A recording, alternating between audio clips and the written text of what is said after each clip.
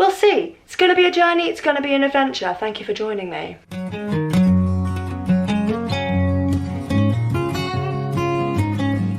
Hello beautiful people, and welcome back to Upcycled Only, where I take clothes I found in secondhand shops and breathe new life into them so they look a little bit more like what you would see on fast fashion websites, but without the moral and ethical issues. Alright, this is the top I have today. It says darling on the front, that is why I bought it. However, I want to make it look a little something like this. This is a top that I already own, and I'm going to see what I can do with them. Okay, I feel like I'm being very ambitious with this project because I'm trying to directly copy a top that I already own onto this top here. So here's the top laid down. I know for sure that there is definitely enough material within this grey top to recreate what I want to. What my issue is I don't know whether I like this top enough to keep it and continue wearing it in my everyday life, in which case it's going to make this harder, or whether I actually don't, because if I'm honest, it's been sat in my to donate pile for a good couple of months, in which case I can just seam rip it and it will make life much easier because then I can just directly copy the pattern. That is an issue that I am going to need to get over myself before I start this, but I do think when it's done it'll be kind of cute. I really like this darling thing here. We'll see how it goes. I'm optimistic, and whenever I'm optimistic I make mistakes and I need to seam rip and redo things again. When I'm not optimistic, everything goes fine. So maybe I should be less optimistic. That's not how you should live your life. Don't take that as like a philosophy for living your life, please. That's not good. Okay, I have decided that I am going to try and copy it because I'm not 100% sure that I want to throw away this top. So I'm going to keep it and attempt to trace around it, which it's not going to be that hard. Famous last words. I'm just going to start by making sure that I have the darling in the right position, place that over it so I know where it's going to appear, and then I'm going to start by cutting out the main body of the top, and then I will work on the arms. I feel like maybe the arms are going to have to come out a different part of the top. This is me centering the darling and also pressing down quite oddly on the t-shirt. Can't tell you why I was doing that. So then I traced around the entire t-shirt and it took a while. It was easy. All I did was add about 1 centimetre of seam allowance, which I should have added more, but we'll get into that later. I also got distracted by YouTube, you know, life happens. And I went around the entire top, not including the armholes. Very important, just the bodice.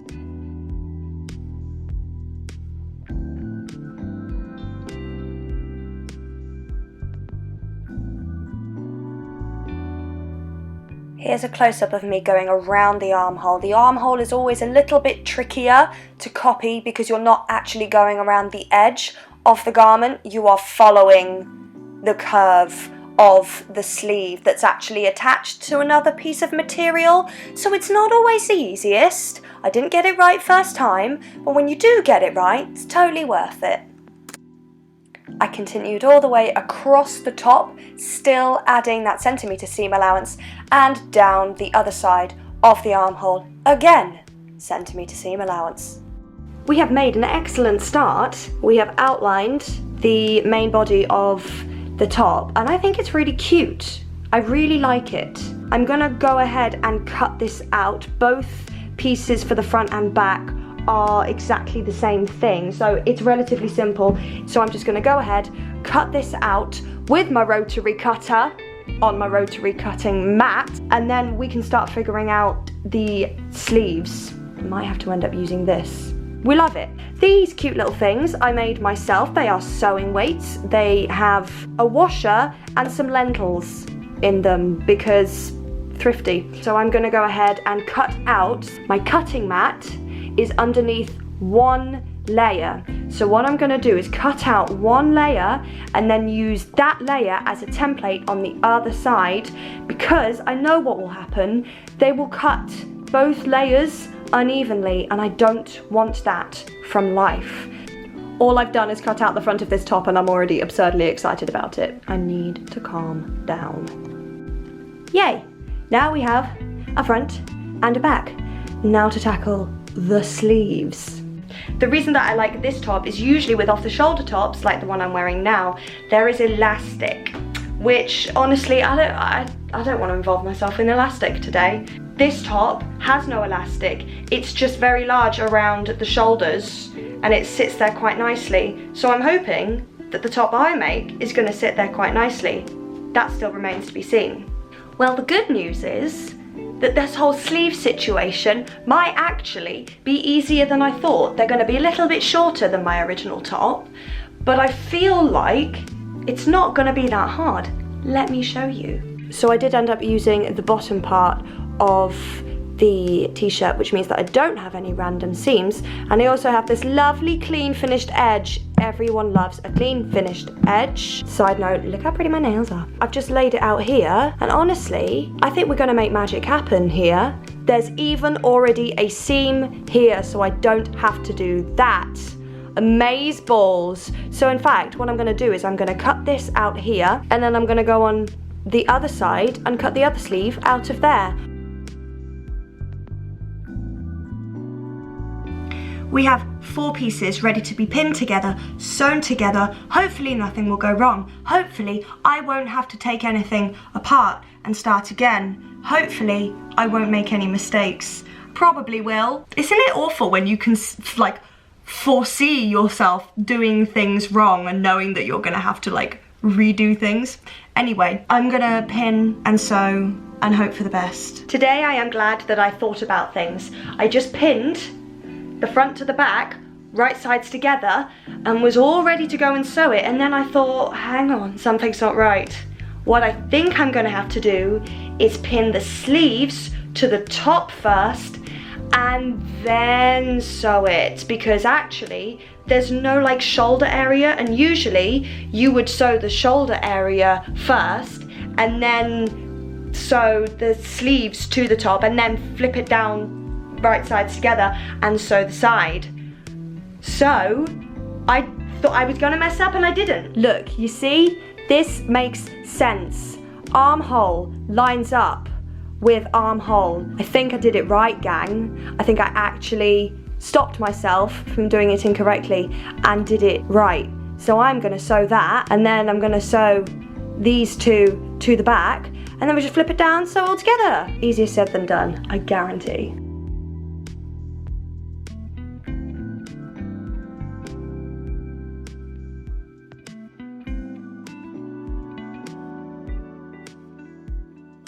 Stop it. I'm trying not to get excited, but all of the edges match up, they line up. Like I don't have to pull anything or anywhere like that. I mean, obviously this is inside out because I have to sew it right sides together. This might actually be the first time that I've made something and not messed it up. Spoiler alert, I messed it up. Not badly, but it just wasn't perfect. I mean, we've not finished yet, so let's not get carried away, but it's looking really good. It's looking really good. I'm excited, yes. I'm gonna now sew down this side here to close the top up, and then I'm gonna have to hem everything, apart from the sleeves here, because that's already been hemmed. Yes, love upcycling clothes.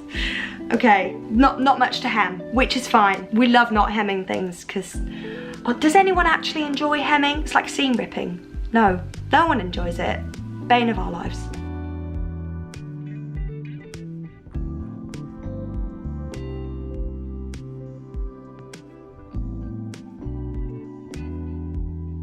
Okay, we did find one mistake. Not really a mistake as such, just something that I probably should have thought about before I started doing this. You see the join where the sleeve meets the body? I should have pressed that open and it would have been much easier to sew.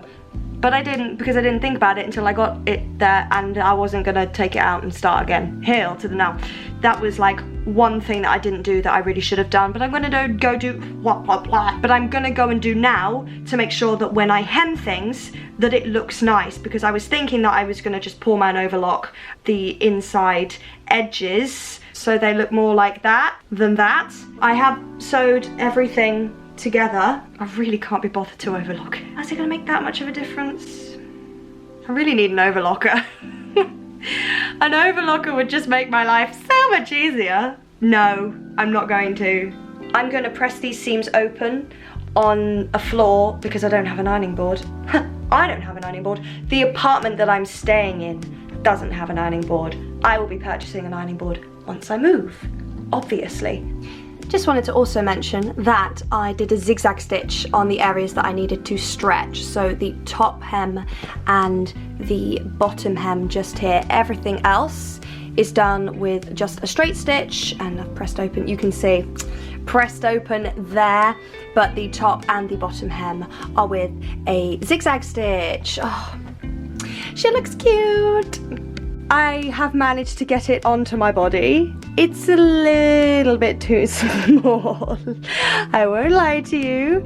This arm here, well, both the arms actually, they're a little tight. I'm gonna see if I can fix it. If I can't fix it, then this is obviously gonna go to someone who's a little bit smaller than me. I figured out why the top is not fitting so correctly. It's because the original top that I took the pattern from is a ribbed knit, and my top is not. So there is slightly less stretch in my top. Is it a mistake? Yes, technically, but it's a mistake that I have learned from. I won't make that mistake again. I'm super pleased with the way it looks anyway. It's a cute little top. I really love the design, and I think that someone will really enjoy it.